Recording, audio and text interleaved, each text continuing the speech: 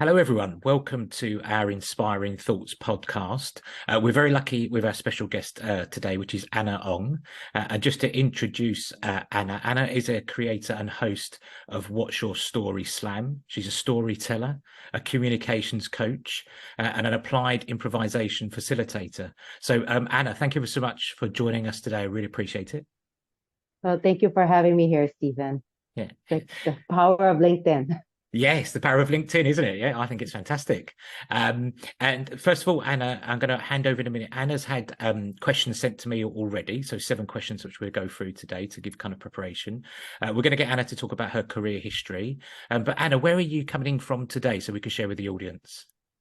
So I'm coming in from Singapore, hot and sunny Singapore. Yeah. And just before we come on air today, Anna said she had to turn the air conditioning on, whereas I'm in Kent in England at 6 degrees. So you can tell the difference between what we're wearing and the climate. So Anna, thank you so much. And I know it's later in the afternoon. So Anna, just to tell our kind of listeners, would you just share your career history with us before we go into the questions? Sure. So I am an ex-banker turned storyteller. That would be probably my 5-second introduction. My entire career has always been in banking until 2016 when I decided to quit my job, move to South America to learn Spanish and dance, which I call my living la vida loca years. After I got tired of dancing, I decided to move to the United States where I thought I wanted to work in fintech, but turns out fintech is banking with hoodies and joggers. So I decided to try my hand at comedy instead, where I discovered the world of improvisation, which for me, improvisation is like dancing, but with words. And through improv, I've discovered the world of storytelling, which is a not so funny version of stand-up comedy. And after that, I was hooked. I decided it was my mission to promote the power of personal narratives here in Asia, where people don't like to talk about themselves. Yeah, and thank you. Anna and I both have a banking background, so I was lucky enough to come out in 2019 and do something like my passion that I kind of love, which is about coaching, developing people, leadership, and mediation. So what I call kind of positive move forwards, which I know we do look at storytelling. So Anna, if we pop into the questions and start off today, so how did you get into storytelling? I know you gave us a brief career history, but how did you get into it? It started through improv, actually, because in improv, one of the exercises is like finding personal anecdotes. And when I first got into it, I thought all these Americans, they like to overshare. But it was through improv on stage when my team was performing that I told my very first story. And the moment I was under the spotlight in center stage and I was telling my story to an audience, that was when it hit me. Like I fell in love with it. This is what I was meant to do. I was meant to tell stories. I didn't it felt more like a calling for me. That like I swear to God, like that moment felt like the word I would describe is ecclesiastical because I swore I heard angels singing when I started telling stories. That was the moment that clinched it for me that I knew this was the path for me and there was no other way forward Yeah. And how than how that. powerful to get that feeling as well to do something that and kind of that wave over you to say this is my kind of destiny to do something that I'm meant to be. And how did it feel being on stage for the first time? Because that's one of the biggest phobias, isn't it? People standing Yeah. presenting. How did that feel? So it's funny because until that moment, I rarely go up on stage. I mean, I don't even like making presentations in school. But when you're telling a personal story, there is something about being able to connect with the audience. And I felt, instead of judgment, I felt love. Like I felt the acceptance of the audience. And I think that's like one big difference about storytelling versus other forms of public speaking is that people are not expecting to be entertained. They are just grateful that you're so brave to be sharing something personal. Yeah. And that I love that phrase then about grateful, that people, you're sharing personal anecdotes, stories, etc., and you're letting people into your life, aren't you, through the storytelling, which I find really powerful. And I think people are appreciative, and they're not judging you; they just want to hear your story and your life, isn't it? That's what they're looking for as the audience. Yes, they want to hear what's going on in your life, but also because then it allows them to reflect back on their own life and see Yes. aspects of themselves in your life. Yeah. Yes, it's a really good self-reflection, isn't it? Kind of for that person to really look deeper into themselves about what they'd like to do or what's inspired those people or colleagues. So, what is the purpose for you in your words or phrases, Anna? About what is the purpose of storytelling? Why do it? So for me, storytelling in terms of personal narrative, Yeah, for me, the purpose is to connect, to engage, to inspire, not just with others, but also with yourself. yeah, Because when you start reflecting on your own stories, putting it into paper, sharing it out, you realize you're a lot more interesting than you think. Like yes, I remember before I even started, like, who would want to hear my stories? But then, even a city as jaded as New York, people were paying tickets to hear me talk about my yeah, experiences. So it, you realize that you're a lot more interesting than you think, and yeah. it allows you to see your life with more interest. And if you think about it, allows you to be more open to taking more risks and trying something new. Because if Yeah. anything else, you'll come up with a great story. Yeah, yeah, and even if it goes wrong, you've got a good story, haven't you, for later on about you've Exactly. tried. And I always believe that this is just a Steveism. Life's really short. We should try and make the most of everything we do while we're on this earth. Things are going to be scary and challenging, but you always look back and go, "Oh, I'm really pleased I did that." And it might have gone wrong, but you learn by it from those kind of purposes. That's kind of my Steveism. If you look Yeah, at it. I think similarly, like some people say, like the only regrets people really regret are the chances they never took. Yeah, yeah. Yeah, absolutely spot on. And I know we've touched on already, but what would you see as the really clear benefits of storytelling as a leader, as a person? What would you see the real benefits are of storytelling? As a person, it's very therapeutic. Yeah, good. I would say it's cheaper than therapy sometimes because it helps you figure Yeah, out who you are. yeah, As a leader, it helps you inspire, but also articulate your own vision. If yeah, you're able to tell a story as to how you see the future, it allows you to almost know what the next step is yeah, in terms of the process, and also to inspire others to follow you. yeah. And I could see then when people watch the podcast back as well, they may not, if they're listening to it, they won't be able to see it. But when I've just seen Anna's eyes looking to that future of a kind of clear purpose, clear vision to inspire people, you could just see Anna kind of demonstrating that kind of really looking forward approach. So, why should we encourage storytelling? So, in home, work, why should we encourage storytelling?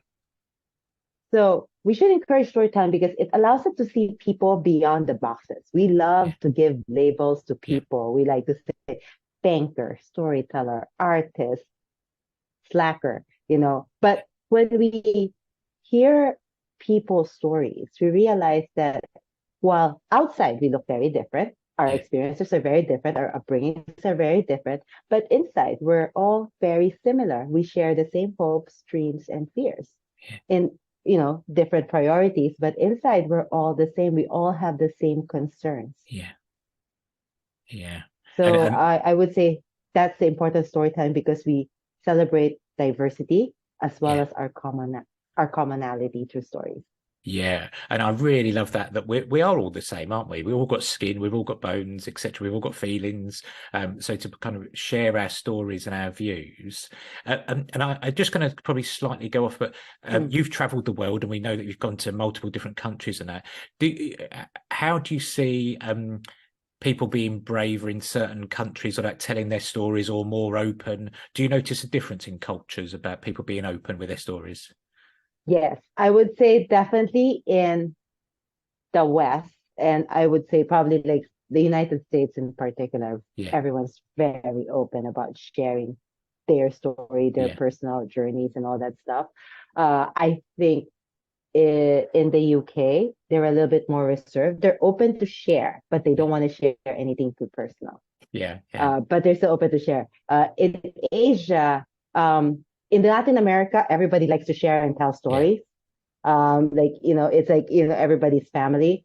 I think I find that in Asia, it's interesting because I think East Asians are more reserved about sharing personal, yeah, but the Southern Asians yeah, are a bit more open about it. I would say within Southeast Asia, which is my area of specialty, the Philippines, they're more open. The yeah, storytelling is part of the culture. The Indians, oh my God, it's also part of their history. yeah, However, in say Northeast Asia, they're much more reserved. They don't yeah, want to talk about feelings. They don't want to talk about yeah. uh, they only want to talk about successes, but not Yes, failures. yeah, So it's also about framing. yeah, So which because they don't want to show weakness. yeah, So hence they'd rather not tell stories, or they'd rather just not just give out any information at all. yeah. Yeah, and Everyone's isn't gonna it need to know. fascinating about different countries and I've worked with people globally, and there's a difference of how people communicate, how they listen, how they're respectful, and you can see that. So, what's the most powerful? Not to share people's names, etc., but what's the most powerful story that you've heard that's resonated with you for the learning, connecting, innovation, inspiration? What's been the most powerful for you, Anna, that you've heard? Oh, so many. Um, I would say in terms of the most powerful stories, I think are when people are not afraid to own their flaws. Yeah, When it's I won't say like they celebrate it, but they acknowledge it that it's yeah, part of who they are. Whether it's a learning disability, yeah, or whether it's about being um like straying from a marriage. The yeah, fact that owning that human aspect of yourself and embracing it, and not feel, I would say, not feel shameful about it, because it is still it helped make you who you are. yeah, I find those stories are very, very powerful. yeah, Also in terms of acknowledging like change of viewpoints. Like, so one of the stories that haunted me actually was a story recently told at my show, where this guy talks about moving from Dubai to Mumbai, and it was being in the city when Mumbai had its worst flood, one of the worst yeah, floods in history, and witnessing a country that's normally divided come together, yeah, and talked about how much he hated the place. And then in the end, when he was right there in the middle, yeah, he witnessed the kindness of strangers, that yeah, he realized how he fell in love yeah, with the city. And I related to that story so much because I also, in a moment of my life, I was in Mexico when they had this massive earthquake back in 2017, and I witnessed a country normally divided by social economic status. They yeah, all came together to help the victims of the earthquake. And yeah, I was a reluctant volunteer because I was just dropping off a donation. They thought I was there to volunteer. Mix up of language. So ended up working there for a few hours, yeah, packing grocery bags yeah, so that the guys in motorbikes can deliver them. So it's something that's beautiful to see, yeah, that made you like, where people are forced when to see a city that where everyone's normally selfish, yeah, that people can become selfless even for that short moment. yeah. And I kind of resonate with that about selflessness, about people when there is a problem, an issue, etc. How people can come together and be kind, and I believe being kind is a really good trait. Just if that's my own personal opinion about you can be kind to people and you can work people and you can help people, and it makes me feel good when I do things that help others.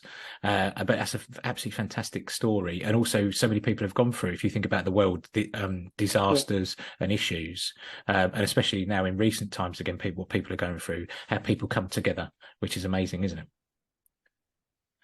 So it is. if I took into the next question we're looking at, We've already touched on already, but what does WYSH stand for? Could you tell everybody Oh, what's it all stand for? I know I touched on briefly, but what's it all mean, Anna? What is it so about? so the name of my company is Wish, which is WYSH, and I say it's two things. One, it stands for What's Your Story, huh? Is an Yeah. acronym.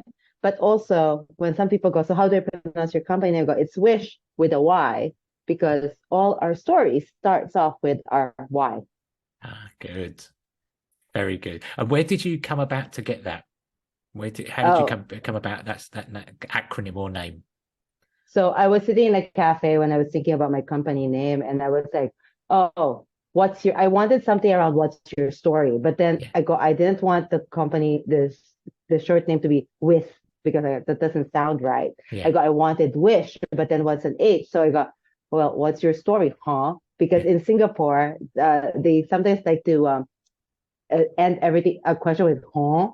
Yeah. So I go, oh, well, what's your story, huh? It just made me giggle. So I go, Yeah. you know what? We'll just do this. We'll just Yeah. Yeah. call our company Wish, and that's what it stands for. Oh, fantastic. And what is the purpose of Wish? What is the purpose of Wish? So the purpose of Wish is to help people be better communicators using techniques from theater, so storytelling and improv in particular, to use experiential games to get people out of their heads. So instead of like lecturing on the board, I have them play everything is all game based, Yeah. so that uh, because when you're playing, you're 100% in it, and you Yeah. don't even realize that you're learning, and you stop being self-conscious Yeah. Yeah. about it. And I can the best workshops training I've ever had is where I've had fun. It's challenged me. I've come out. It's been different, and I know that you run a multitude of workshops for clients to kind of help them really come out of themselves and develop from a communication point of view and also improvisation point of view. So to follow on, what the next bit is, you've got What's Your Story Slam. What's that Yeah. about? Okay, so What's Your Story Slam is a storytelling competition. So it all started when I first moved back to Singapore. So I was looking for a place for me to tell stories because I wanted to tell stories on stage, but Yeah. there was none. The only place I could find was stand-up comedy open mic nights where the organizers would say, I'm welcome to come. But the audience for stand-up comedy and storytelling are not the same, because in Yes. stand-up comedy, they're like, go ahead, make me laugh. You're not that funny. Can you get to the joke faster? But I'm not telling jokes. I'm telling you a story. I'm being vulnerable here. Yeah. So I kept complaining to my friends. And at that time, I just moved back from the US. And so I keep flying back to the US because that's where I was getting work. And I would schedule my trips around shows where I could perform or watch shows because I missed that. And so one of my friends suggested, well, what's stopping you from starting your own show?